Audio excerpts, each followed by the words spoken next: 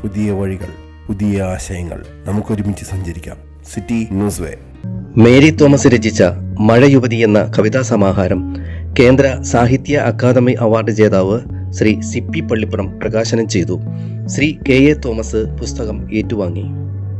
പറവൂർ കേസരി കോളേജിലെ 1977-79 ബാച്ച് കേസരി കൂട്ടായ്മയുടെ നേതൃത്വത്തിലാണ് പ്രകാശന കർമ്മം നടന്നത്. നമുക്കെല്ലാം ആനന്ദവും അഭിമാനവും പകരുന്ന ഒരു പരിപാടിയാണ് ഇവിടെ നടക്കുന്നതെന്ന് ഈ സദസ്സ് കണ്ടാൽ തന്നെ അറിയാം. എല്ലാവരും വളരെ സന്തോഷത്തോടും വളരെ അഭിമാനത്തോടും കൂടിയാണ് ഒരുമിച്ചിരിക്കുന്നത്. ഗോകുലത്തിൽ ജനിച്ച് വളർന്ന, കളത്തിൽ കുടുംബത്തിൽ ജനിച്ചു വളർന്ന ഒരു അധ്യാപികയുടെ ആദ്യത്തെ പുസ്തകം എഴുത്തൊക്കെ തുടങ്ങിയിട്ട് വളരെ കാലമായി. പ്രത്യേകിച്ച് ഇതിൻ്റെ ഒരു പ്രത്യേകത എന്ന് പറഞ്ഞാൽ കേസരി കോളേജിൽ പഠിച്ചിരുന്ന കാലം മുതലേ എഴുതാനുള്ള കഴിവ് മനസ്സിൽ കയറിപ്പറ്റിയതാണ്.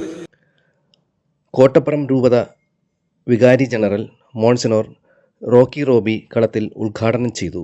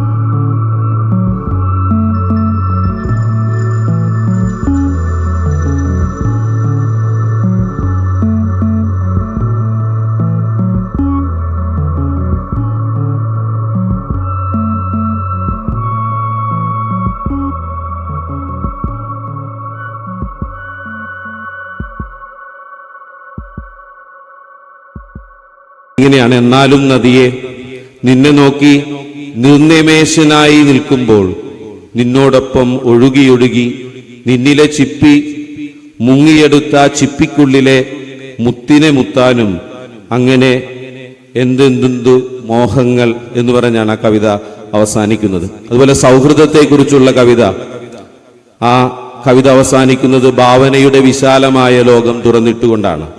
നിൻ സൗഹൃദ വലയത്തിൽ അമരുമ്പോൾ എൻ്റെ ഹൃദയത്തിൽ ഭാവന വിരിയുകയായി എന്ന് പറഞ്ഞാണ് അവസാനിക്കുന്നത്.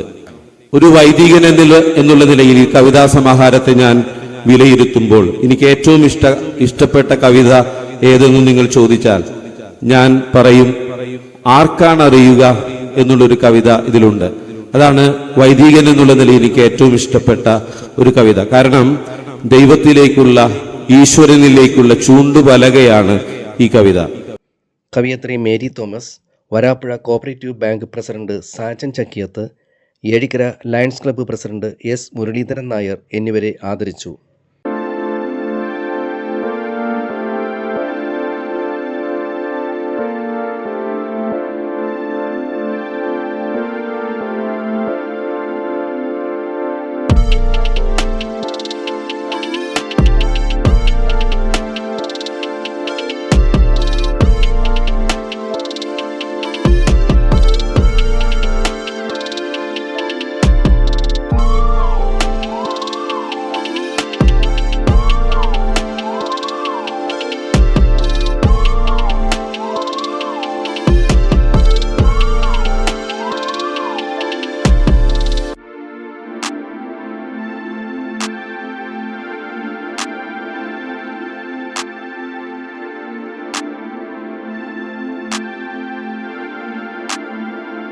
KA ജോഷി അധ്യക്ഷനായി.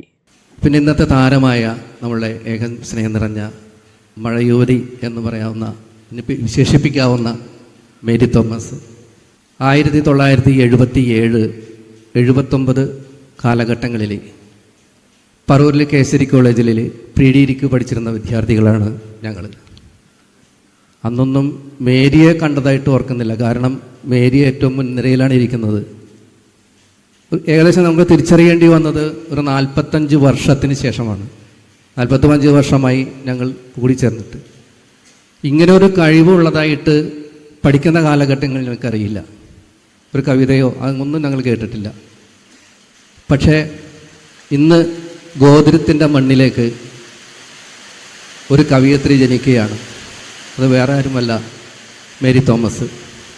കടൽവാതുരത്ത് ഹോളിക്രോസ് പള്ളി വികാരി ഫാദർ ജോയി തേലക്കാട്ട് കവിതാസമാഹാരം മഴ യുവതി എന്ന കവിതാസമാഹാരം നമ്മൾ ഒരാവർത്തി വായിച്ചു കഴിയുമ്പോൾ നമുക്കുണ്ടാകുന്ന ഒരനുഭവവും ഇതുതന്നെയാണ്. വേനൽക്കാലത്ത് പ്രതീക്ഷയോടെ കാത്തിരിക്കുന്ന ഒരു മഴ. ആ മഴ എത്രമാത്രം സന്തോഷവും ആനന്ദവുമാണ് നമുക്കുണ്ടാക്കുന്നത്. അതേ പ്രതീതിയാണ് ഈ കവിതാ സമാഹാരം വായിക്കുമ്പോൾ നമുക്ക് ലഭിക്കുന്നത്.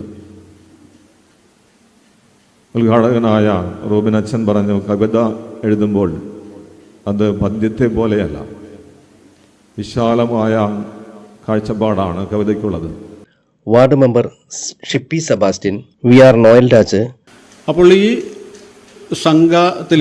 സംഘടനയിലേക്ക് ഞങ്ങൾ മേരിയെ വളരെ കാലമായി അന്വേഷിച്ചുകൊണ്ടിരിക്കുകയായിരുന്നു. അപ്പോൾ മേരിയെക്കുറിച്ച് കൃത്യമായ വിവരം കിട്ടിയിരുന്നില്ല. ഗോതിരത്തിൽ അന്വേഷിച്ചപ്പോൾ മലപ്പുറത്ത് എവിടെയോ സ്കൂളിൽ ടീച്ചറാണ്, കാര്യമായി നാട്ടിൽ കാണാറില്ല എന്നാണ് അന്ന് അറിഞ്ഞത്. ഏതായാലും ഈ അടുത്ത കാലത്താണ് മേരി ഞങ്ങളുടെ കൂട്ടത്തിലേക്ക് വന്നപ്പോഴാണ് സ്കൂൾ ടീച്ചറായി പ്രധാനാധ്യാപികയായി വാഴച്ചാലിൽ നിന്ന് വിരമിച്ച വിവരം അറിയുന്നതും കൂട്ടത്തിൽ കവിത എഴുതും എന്നുള്ള ഒരു കാര്യം കൂടെ അറിയാൻ ഇടവന്നു. അപ്പോൾ വെള്ളാങ്കല്ലൂർ സ്കൂളിൽ പഠിപ്പിക്കുന്ന സമയത്താണ് ഇത്തരം കാര്യങ്ങളിൽ ഇടപെട്ടിരുന്നത്. കേസരി കൂട്ടായ്മയിൽ വന്നതിന് ശേഷം വല്ലപ്പോഴും കവിത എഴുതിയിരുന്ന മേരി സ്ഥിരമായി കവിത എഴുതാൻ തുടങ്ങി. Titus Gothirath, Mohan Cherai, Mary John, Rani Joseph, Mary N J എന്നിവർ സംസാരിച്ചു. പുതിയ വഴികൾ, പുതിയ ആശയങ്ങൾ, നമുക്കൊരുമിച്ച് സഞ്ചരിക്കാം. സിറ്റി ന്യൂസ് വേ.